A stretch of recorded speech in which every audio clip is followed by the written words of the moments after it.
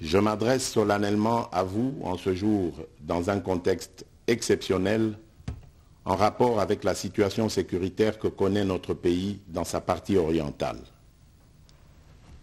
Ce contexte d'agression et d'occupation des territoires dans le Nord Kivu est perpétré par le groupe terroriste dit du M23 avec l'appui avéré en hommes et en logistique du Rwanda.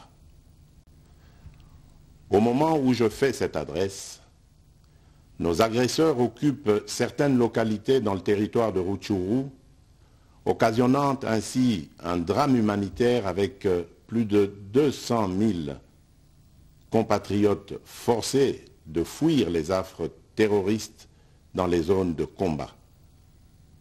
Ils se retrouvent en dehors de chez eux, sans logis, sans nourriture et sans soins. Des instructions précises ont été données au gouvernement pour leur rassemblement et leur prise en charge. Au-delà de ces efforts, j'en appelle à un élan général de solidarité pour alléger leur fardeau. Certes, cette situation n'est pas nouvelle. En effet, depuis plusieurs décennies, des groupes armés nationaux et étrangers écument l'est de notre pays en y commettant des atrocités innombrables sur fond d'exploitation illégale de nos ressources naturelles. C'est ainsi qu'à l'occasion de mon avènement, j'avais été amené à prendre l'engagement devant la nation de rétablir au cours de mon mandat la paix et la sécurité là où elles sont compromises et de les consolider là où elles existent. Sitôt dit, sitôt fait, j'ai sans délai et de bonne foi commencé à développer, notamment avec tous nos 9 pays voisins, une diplomatie de proximité en vue d'établir avec eux des relations de coopération franches, transparentes et de caractère gagnant-gagnant. Avec l'Ouganda, par exemple, nous sommes allés jusqu'à décider de mutualiser nos forces armées afin de combattre ensemble la nébuleuse des ADF, une milice d'origine ougandaise qui cependant n'opère que dans le Nord Kivu. Et aussi, nous avons lancé 2 projets de construction de routes transnationales. Avec le Rwanda, un mémorandum d'entente a été signé dans le commerce de l'or avec une entreprise nationale. Une ligne aérienne a été ouverte à la compagnie nationale rwandaise dans notre pays et un accord de non-double taxation a été signé. Malgré cela, ce pays va nous surprendre en réactivant les terroristes du M23. Alors qu'il avait été défait par les armes en 2013, le M23 va refaire surface en prenant notre armée à court, notamment à Bunagana, cité qu'il occupe depuis le 13 juin 2022.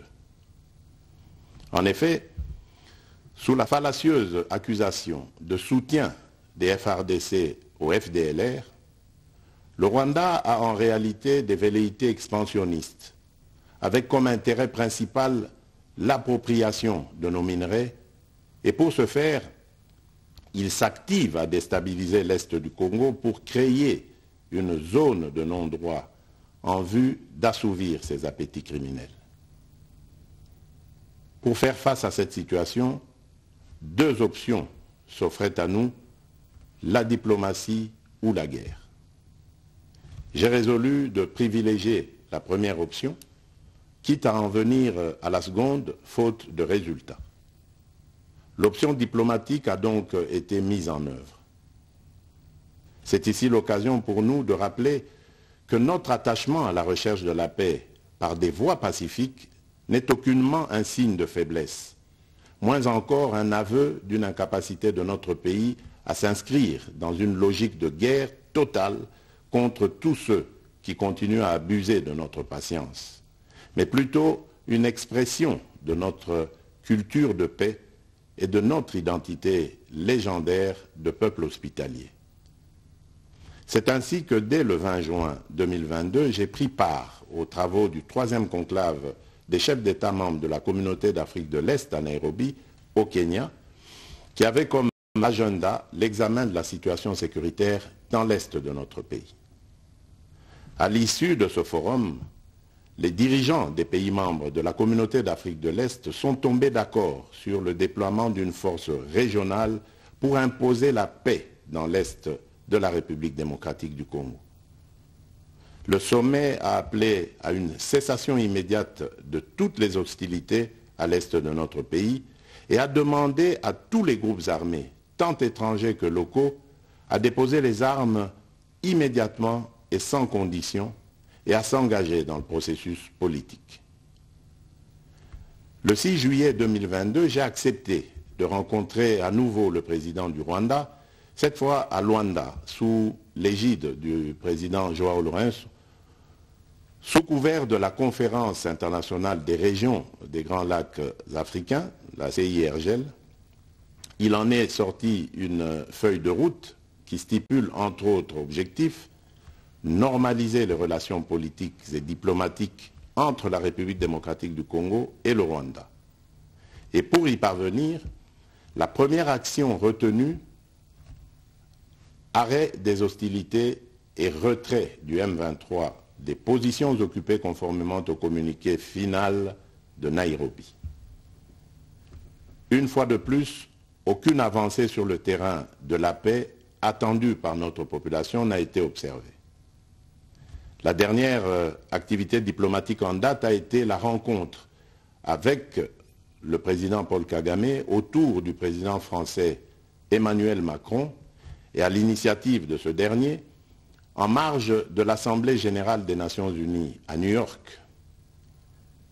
Ici également, pour l'essentiel, il a été acté le principe d'un cessez-le-feu immédiat et du retrait inconditionnel du M23 des positions qu'il occupe, toujours sans résultat tangible sur le terrain. Mes chers compatriotes, comme vous pouvez le constater, malgré notre investissement et les efforts fournis dans cette optique, la paix et la sécurité ne sont pas au rendez-vous. Garant de l'indépendance, de l'unité nationale et de l'intégrité territoriale, je réitère mon engagement constitutionnel de défendre la patrie jusqu'au sacrifice suprême. Mes très chers compatriotes, ne doutons jamais qu'ensemble réfléchis et engagés, nous puissions changer le monde. À vous, nos vaillants soldats, vous qui avez pris l'engagement de servir sous le drapeau, je vous invite ici au sens élevé du patriotisme en ce temps particulièrement exceptionnel de notre histoire, de défendre notre pays, de protéger l'intégrité de son territoire et d'assurer la sécurité des Congolaises et des Congolais contre toute agression ou attaque d'où qu'elle vienne. À vous, mes très chers compatriotes, la guerre qui nous est imposée par nos voisins exige de chacun de nous des sacrifices. C'est le moment de taire nos divergences politiques pour défendre tous rassemblés notre mère patrie. Notre histoire et notre marche commune ont sans cesse démontré que loin de s'effondrer, notre nation et son peuple ont toujours relevé ce genre de défis et nous en sommes toujours sortis victorieux. Restons tous unis et solidaires derrière nos forces de défense et de sécurité. La situation actuelle, loin de nous affecter, n'est qu'une épreuve de plus que nous allons surmonter pour raffermir davantage notre unité.